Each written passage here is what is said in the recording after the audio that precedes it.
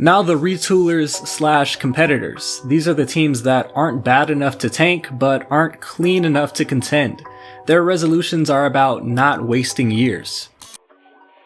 Keep the future in mind. I only have them in this bucket because they can't really tank. The age, the roster construction, and the limited pick control locks them into competing. But if we're being real, their record says they should be with the tank commanders. So stop making desperate moves like you're one trade away, because you're not. Make low-key moves that bring in youth or picks and stop acting like the present is the only timeline.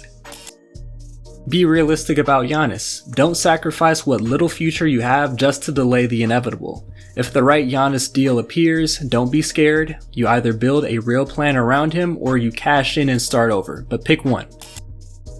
Maximize the Denny Avdia contract window. If he's giving you near star impact while being paid like a role player, that's a chance to build something sustainable before the next big timeline shift. Retool around Jalen Johnson. That's the new face. The defense is brutal when he shares the floor with Trey, and the Trey uncertainty might be hurting morale. If you're moving on, do it sooner rather than later and build around JJ, plus whatever that Pelicans pick becomes. Taper expectations for Ja. Still great, but don't build the franchise assuming MVP level seasons and 70 games every year is coming back. Start planning for reality. Remind Draymond he does not run the franchise. The plot armor has been insane. KD got run out. Dre punched Poole and Poole got traded. Clay's Warrior era ends before Dre. Constant distraction, so on and so forth.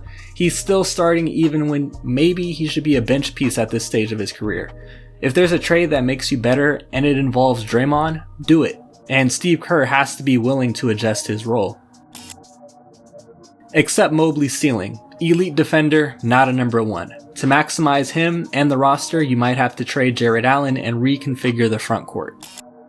Rebuild, finally. The ceiling is the ceiling. Even if they're a fun story this year, Miami's a first round exit at best. Cash out and develop the young guys, especially Kel'el Ware. Don't overreact and split Paolo and Franz. Year one of the new structure, they're still young. And no, I'm not saying they're the next Tatum and Brown, but you never know. Fix the half-court offense. Scotty is the hub. Just add some structure, spacing, and stop being transition or nothing based. Big man depth. Simple as that. Prospect development. And you can't give up on Rob Dillingham when you literally gave up a future first round pick to draft him in the first place. Defense. Get a POA stopper and a real defensive center for the Luka era.